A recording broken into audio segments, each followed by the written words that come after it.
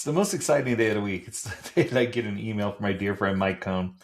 Mike wrote this time about the Olympics. Let's talk about it. With the Olympics underway, I've been watching a few events I don't normally pay much attention to, like curling. At first glance, curling looks almost comically simple. Someone slides a stone down the ice. A couple of teammates run alongside it, frantically sweeping the ice with brooms. The stone glides and somehow ends up exactly where they want it. But the more you watch, the more you realize curling isn't about making a perfect throw. It's about making adjustments after the throw. And that's what makes it a great analogy for Agile.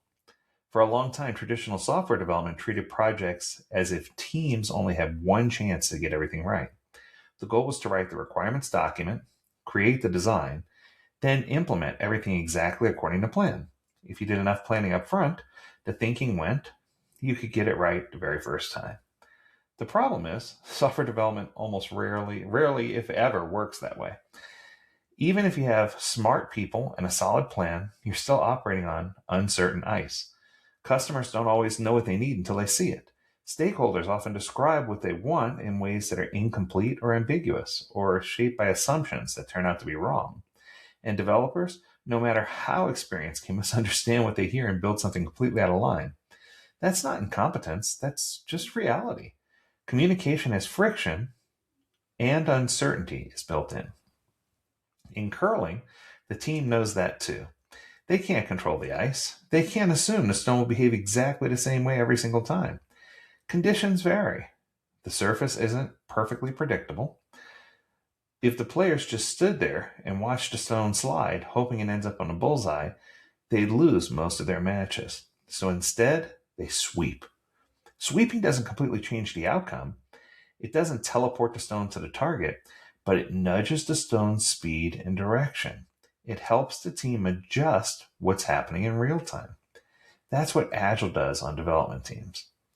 The plan is like the initial throw. It matters. You need to aim. Once the stone is moving, you don't get to stop everything and start over. You can only respond. But Agile recognizes that aiming once isn't enough. The best teams don't aim once, they keep aiming. They build something small, show it, listen, learn, adapt, adjust. They use feedback to steer the product towards what users truly need, not just what they said they needed, but what they really meant by what they said. The known needs and the let's get this right. The known needs and the unstated ones. In other words, Agile isn't about getting everything right up front. It's about staying close enough to reality to make sure course corrections can be made while they're still cheap. One of the biggest mindset shifts Agile asks of us is to stop treating change as failure. In the old model, change meant the plan was wrong. It meant rework. It meant someone made a mistake. But in Agile, change is often a sign of learning and adapting and adjusting and learning what's happening. Curling teams don't apologize for sweeping. They don't view it as admission that the throw was bad. Sweeping's part of the game. It's what turns a decent throw into a great result. Agile teams should be doing the same thing. They don't just launch work and hope it glides perfectly to the finish line. They inspect, adapt, and steer as they go. And that's how, my friends, you can be successful with Agile. That's how you succeed. I want to congratulate the U.S. team. They won the gold medal, for crying out loud. It's just awesome. Our teams are doing so well in the Olympics, and I'm so proud. I'm so proud of our country, and I'm proud of our teams. I hope that all the teams do well. I hope that everyone has success, and I hope that everyone leaves learning something. One of the things that I observe about the Olympics, Mike, is that sometimes you get the best of the best out there, and sometimes things don't go as planned. And I think that's another great metaphor for Agile. These people are the best in the world at what they do, but sometimes there's things that just spiral out of control that are outside of the scope of their influence.